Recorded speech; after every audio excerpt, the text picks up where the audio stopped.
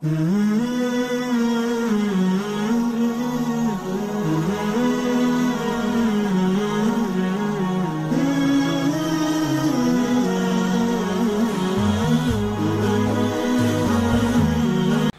سارے حضرات اپنے خوابوں کو لے کر بڑے پریشان ہوتے ہیں کہ طرح طرح کے خواب دکھائی دیتے ہیں، ان کی تعبیر کیا ہے۔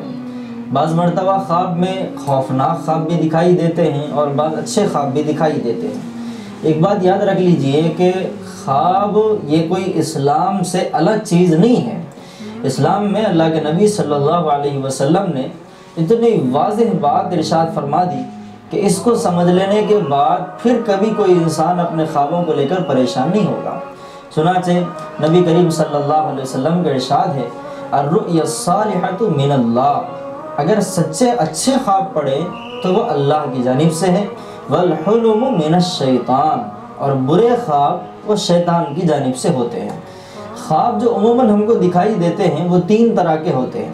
کبھی اچھا خواب پڑتا ہے، اچھا خواب مثال کے طور پر ہم دیکھتے ہیں کہ ہم کعبے کے طواف کے لیے گئے ہوئے ہیں، ماشاءاللہ بندہ حج کو جا رہا ہے۔ کبھی خواب میں دیکھا قرآن پاک کی تلاوت کر رہا ہے، کبھی خواب میں دیکھا کہ ہری بھری چیزیں دکھائی دے رہی ہیں۔ یہ سارے خواب اللہ کی جانب سے ہیں، بندے مومن کو خوش کرنے کے لیے ہیں، اور بالکل ان کی تعبیر بھی ہوتی ہے کہ انسان کو خوش کرنے کے لیے اللہ تبارک و تعالیٰ یہ خواب اس کی زندگی میں لاتے ہیں۔ اور بعض مرتبہ ڈراؤنے خواب بھی دکھائی دیتے ہیں، جیسے ہوتا ہے کہ آدمی اس کے گھر سے جنازہ نکلتا ہوا دیکھ رہا ہے، کبھی اس نے دیکھا اس کے گھر میں گیس بسٹ ہو گیا، کبھی گھر میں آگ لگ گئی، کبھی کسی کا جنازہ، کبھی کسی کا مرنا۔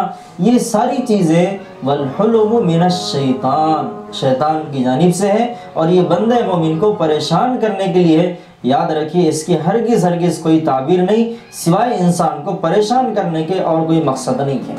اب اگر ایسا خواب پڑے تو کیا کیا جائے؟ تو اللہ کے نبی صلی اللہ علیہ وسلم نے بڑے بہترین الفاظ میں جس طریقے سے ایک باپ اپنے بچے کی رہنمائی کرتا ہے ویسے سمجھایا، فرمایا اذا رأى احدكم الرؤيا يكرهها، جب تم میں سے کسی کو ایسا خواب دکھائی دے جو اس کو ناپسند ہو تو کیا کرے؟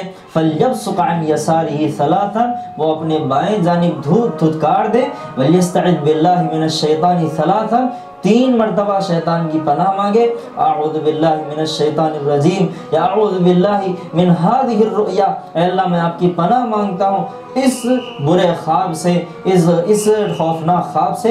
اور تیسرا کام کیا کرنا ہے؟ فرمایا وَلْيَتَحَوَّلْ عَنْ جَنْبِهِ الَّذِي كَانَ عَلَيْهِ، جس کروٹ پر لیٹ کر اس نے خواب دیکھا تھا، جیسے ہی نیند ہوشیار ہوئی اب وہ کروٹ بدل لے، اب اس کے بعد اس کو ویسا برا خواب نہیں آئے گا۔ تیسرا خواب ہوتا، اور پھر یہ بات بھی ذہن میں رہے کہ یہ خواب کسی کو ذکر نہیں کرنا ہے۔ اگر ایسا ڈراؤنے خواب دکھائی دے تو یہ خواب کسی کو ذکر نہ کیا جائے۔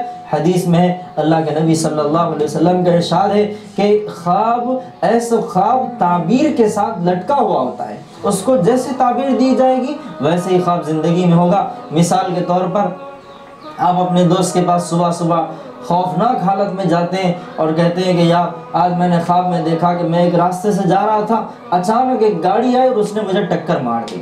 آپ نے یہ خواب دیکھا شیطان کی طرف سے تھا، لیکن دوست وہ مذاق میں کہ جملہ کہہ دیتا ہے یار بہت اچھا ہوا، زمین سے ایک وزن کم ہو گیا، تو اڑ جائے گا، تو ختم ہو جائے گا۔ تو اگر ایسی تعبیر دی گئی خدا نخواستہ تو پھر امید ہے کہ یقیناً ویسے ہی ہوگا انسانی زندگی کے اندر۔ اس لیے کبھی اپنا برا خواب کسی انسان کے سامنے ذکر نہیں کرنا چاہیے۔ ہاں اگر ایسا خواب دکھائی دے جس سے انسان پریشان ہو جائے یا پھر حقیقتاً قابل تعبیر خواب ہے، اگر بتانا ہے تو پھر کس کو بتانا ہے؟ نبی کریم صلی اللہ علیہ وسلم نے ارشاد فرمایا لا تحدث رؤیاک الا حبیبا او لبیبا، کہ اگر تم کو خواب بتانا ہو تو سوائے دو لوگوں کے کسی اور کو خواب مت دکھانا۔ فرمایا پہلا حبیبا، تم سے محبت کرنے والا، تمہارا خیر خواہ، تمہارے بارے میں اچھا سوچنے والا۔ اگر وہ تمہارا خواب چاہے اچھا ہو یا برا ہو لیکن جب بھی سنے گا ہماری تسلی کی تعبیر دے گا۔ اور پھر اگر ایسا آدمی کو بتانے سے خوف ہوتا ہو، جیسے والد ہیں، اگر ان کو ڈراؤنا خواب سنائیں گے تو ہو سکتا ہے وہ بھی خوف کے اندر مبتلا ہو جائیں، تو اس کے لیے دوسرے شکل بتائی اللہ کے نبی صلی اللہ علیہ وسلم نے او لبیبن، جا کر کسی اہل علم کو سناؤ، کسی عالم کو سناؤ، کسی اپنے امام کو سناؤ۔ کیوں؟ اس لیے کہ اس کے پاس علم ہے، وہ علم کی روشنی میں ہماری بہتری کی تعبیر دے گا۔ اس لیے خواب اگر سنانا ہو تو یا تو اپنے خیر خواہ کو سنائے یا پھر علم والوں کو سنائے، اس کے علاوہ کسی اور کو نہ سنائے۔ ایک خواب بہت سارے لوگوں کو پڑتا ہے، وہ خواب ہے نبی اکرم صلی اللہ علیہ وسلم کی زیارت کا خواب۔ اس کے متعلق بھی ہم سمجھ لیں، نبی کریم صلی اللہ علیہ وسلم کا صاف ارشاد ہے، فرمایا آقا صلی اللہ علیہ وسلم نے من رآنی فی المنام فقد رآنی، کہ اگر کسی نے مجھے خواب میں دیکھا تو حقیقتاً اس نے مجھ کو ہی دیکھا۔ کیوں؟